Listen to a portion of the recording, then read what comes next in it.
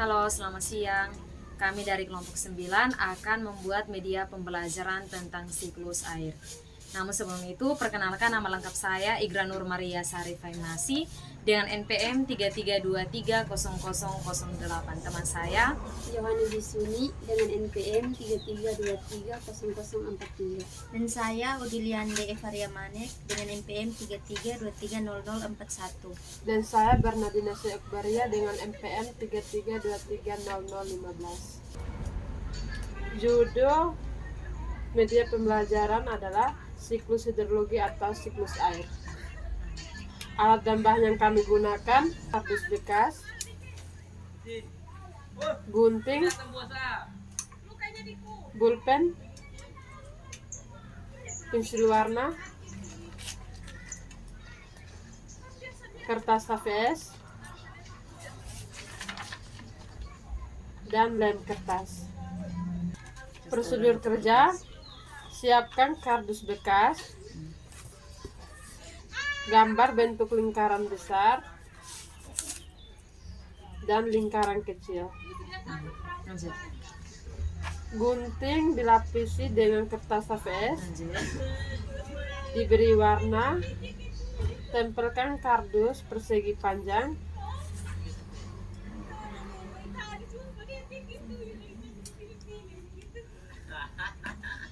yaitu gambar gunung dan dilapisi dengan kertas HVS dan diberi warna. Setelah itu gunting kertas HVS bentuk bunga, pohon,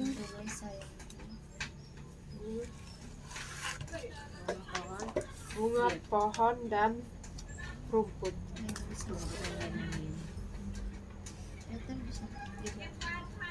Gunting kertas HVS bentuk laut,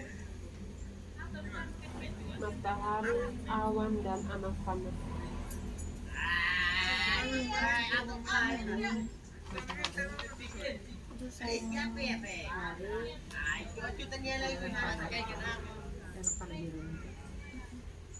laut yang satu biru tuh. Laut yang satu dia Itu. tidak ya.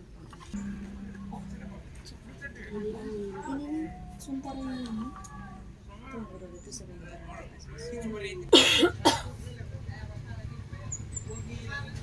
Di atas kasur.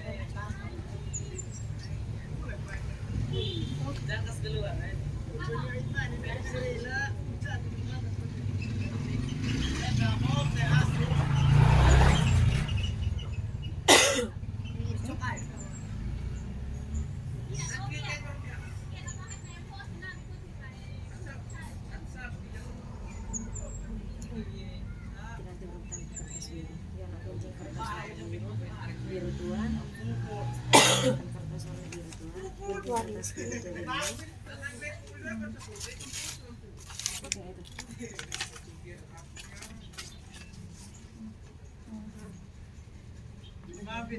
Nanti guntingnya ini.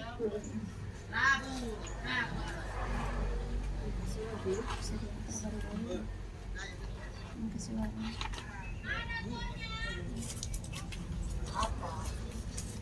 Kertas warna biru.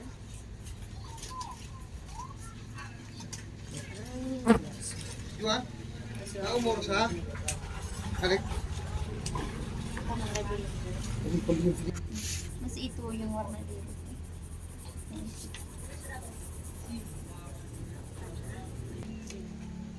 Terakhir apa? Yang up lagi. Itu transpirasi. Masih ada sisa. Ada 5. Biru tuan. Kertas warna biru tuan. Gunting kertas biru jadi ini. Oke itu.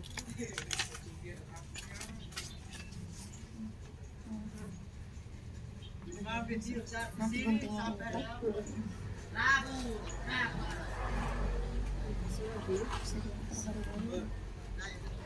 Kasih warna.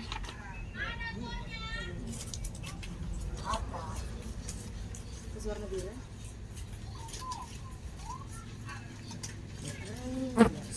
Juan, tahu mau usaha? Adik. Tangan lagi. Masih itu yang warna biru.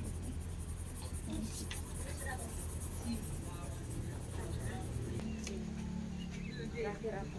Yang up lagi. Itu transpirasi. Masih ada Ada 5. Oh, ini di transpirasi di pohon. Halo, selamat sore. Terus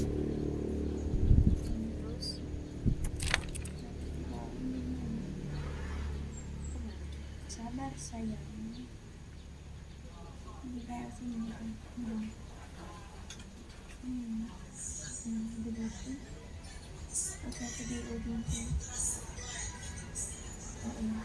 Untuk di sini.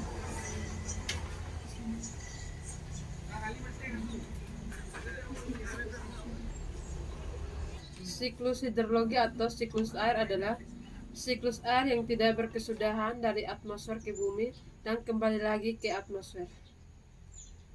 Ada satu. Evaporasi. Pertama, evaporasi. Pengertian evaporasi adalah proses perubahan air cair menjadi uap air yang kemudian naik ke atmosfer. Bagaimana terjadinya? Energi panas dari matahari menyebabkan molekul air di permukaan air, tanah, atau tumbuhan menyerap energi dan bergerak lebih cepat. Ketika molekul-molekul ini bergerak cukup cepat, mereka melepaskan diri dari permukaan cair dan menjadi uap air. Yang kedua, kondensasi. Kondensasi adalah proses perubahan uap air di atmosfer menjadi tetesan air cair. Ketika uap air naik ke atmosfer, ia mendingin. Saat mendingin, molekul air bergerak lebih lambat dan lebih dekat satu sama lain. Ketika molekul-molekul ini cukup dekat, mereka bergabung dan membentuk tetesan air kecil yang membentuk awan. Yang ketiga, presipitasi.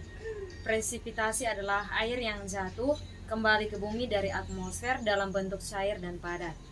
Nah, ketika tetesan air di awan menjadi terlalu berat, mereka jatuh ke bumi sebagai hujan atau salju atau hujan es atau hujan es. Jenis presipitasi yang terjadi tergantung pada suhu udara. Yang keempat, transpirasi. Transpirasi adalah proses pelepasan uap air dari tumbuhan ke atmosfer melalui pori-pori kecil di daun mereka yang disebut stomata. Tumbuhan menyerap air dari tanah melalui akar mereka. Air kemudian diangkut ke daun di mana sebagian besar air menguap ke atmosfer melalui stomata.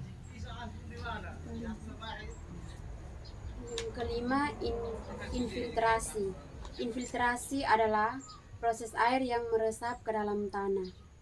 Ketika hujan jatuh ke tanah, sebagian air mengalir di aliran permukaan, tetapi sebagian lainnya meresap ke dalam tanah melalui pori-pori dan celah-celah di tanah.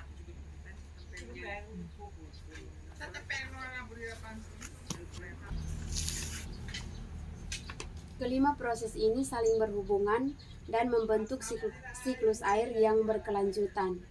Evaporasi dan transpirasi membawa air ke atmosfer, kondensasi membentuk awan, presipitasi mengembalikan air ke bumi, dan infiltrasi mengisi akuifer. Air yang meresap ke dalam tanah dapat kembali ke permukaan melalui aliran permukaan atau melalui evaporasi dari tumbuhan. Inilah presentasi singkat kami tentang media pembelajaran siklus air. Sekian dan terima kasih.